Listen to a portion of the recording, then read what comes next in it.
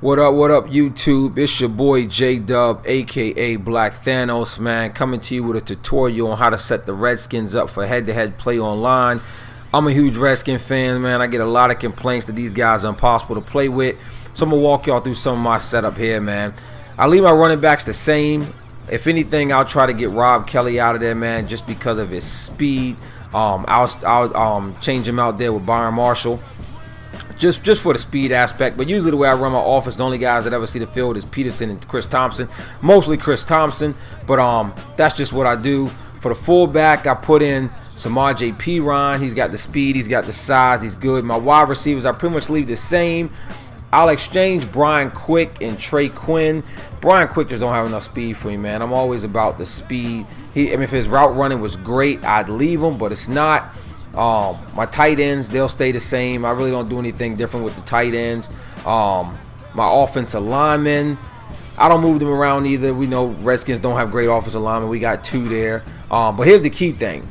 Zach Brown and Zach Vigil, change them out, right? At middle linebacker, here's why. Ryan Kerrigan and Zach Brown will change out at right outside linebacker because I need the pass rush of Ryan Kerrigan. Matt Ioannidis on 80, he's good, man, but his block shed is like 68.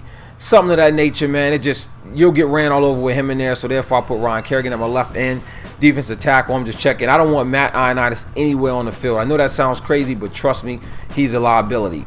Now with my cornerbacks, I kind of do something different here. Troy Apke, man, with his man coverage and zone coverage, is actually the third best corner on the team. So I'll drop him in there at third corner.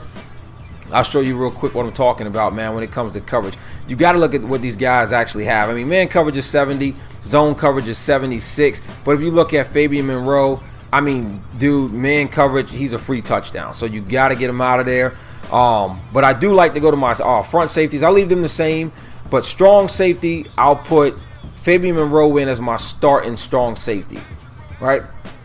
So the reason I do this is, of course, because of speed, and his zone coverage isn't that bad. So when I go back to cornerback, a lot of people may not realize this, but DJ Swearinger is your best defensive back on the team. I think his man coverage is 85, zone coverage is 86. He's not fast, so I'll slide him into that second slot right under Josh Norman. But what I always end up doing with Swearinger is I play a ton of cover two with him, man. I mean, he's great, he's aggressive, his block shed is high. He's just, you'll see when he's in the game, he makes a ton of plays there. Dunbar can stay up at number 3, Apke at number 4. And that's just kind of how I set up my defense there, man. I mean, it's really a good way to run your defense. DJ Swearinger's not fast at all, but if you got him in cover 2 with the safeties over top, which all of them got speed, Nicholson and Monroe, you ain't got to worry about anything up underneath him. He's technically better than Josh Norman.